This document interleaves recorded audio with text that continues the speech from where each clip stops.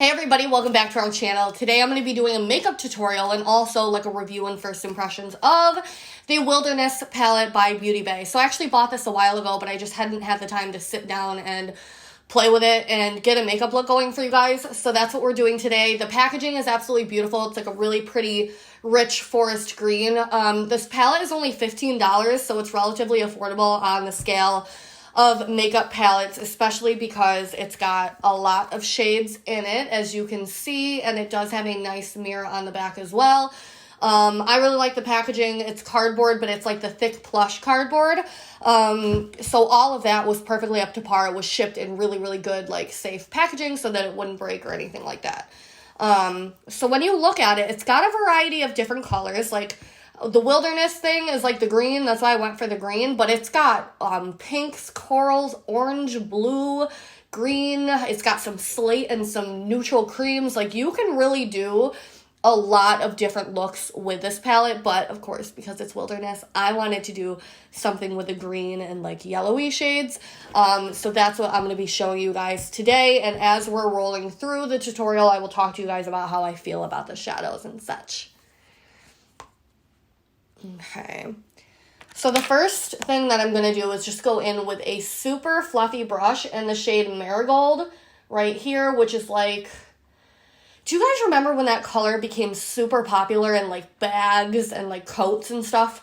And like, it was controversial. Like some people thought it was such an ugly mustard color, and some people loved it. I think I hated it when it first came out, but now I really like it. Especially in a bag. Like, it does make a gorgeous bag color. So, they're super, super soft pigmented shadows. You can see I just put that on so quick, and there's tons of pigment on the eye. There is a lot of fallout, and I mean a lot. So, you might consider doing your face makeup after. I didn't really have an issue, though, with it getting all over. This eye, when we did the bottom, we had a little bit of an issue, but we'll get there. So, maybe tape your eyes or something like that. Next, I go in with the same exact brush and the shade Leaf. I love the shade Leaf because it's just like so fresh, you know.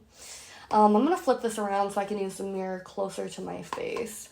Now, I take the green on the same brush. You have to use a little bit of control, but I'm putting it right below that mustard shade, but I am still swiping it all over from inner to outer corner. Just giving the eye a little bit of dimension, and I want that green shade to be able to peek out. Okay. So again, they are super fluffy shadows. Like, they will get all over the place. So just be careful, okay?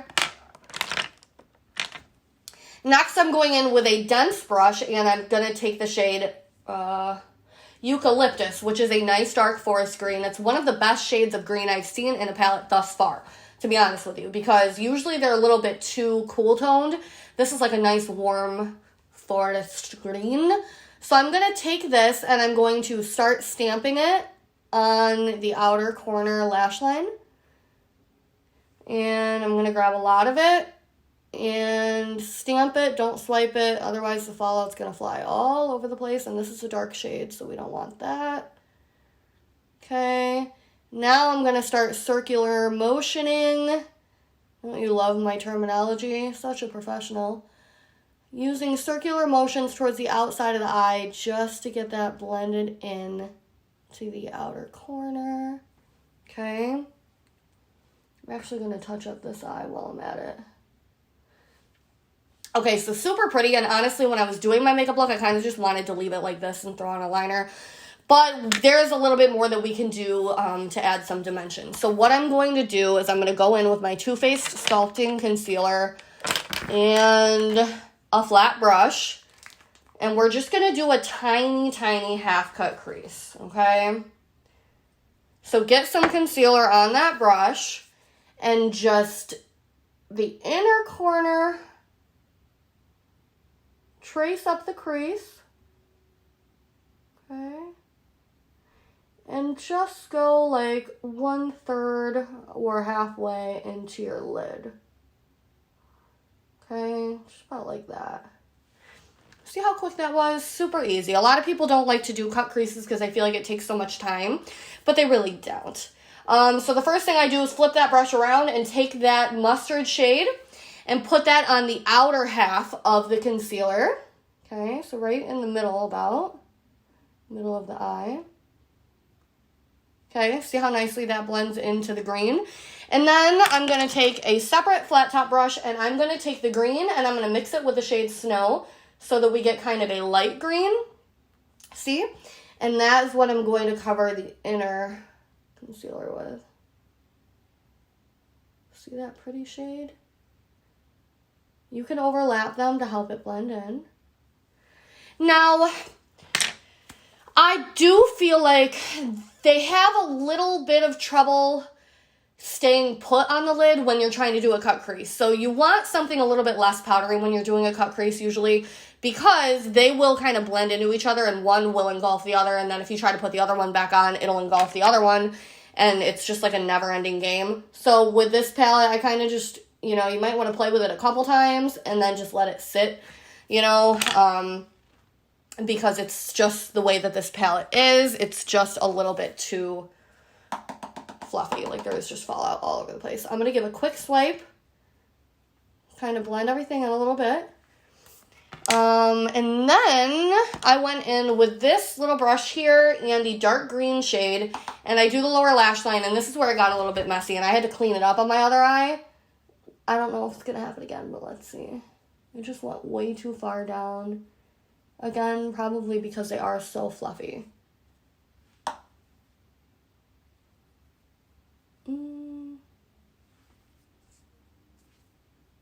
See, I think that there was like some leftover old makeup on the brush when I did it, because it's like super dark on this eye. So I'm going to take a little bit of this darker green just to try to make this one match and get a little bit darker. You guys know I'm the worst with cleaning my brushes and stuff. Good enough? Good enough? I mean, it still looks like this one's black and this one's green, but like yellow. Okay. So that's, I'm going to continue the tutorial, but that's it for the actual shadows that we're using.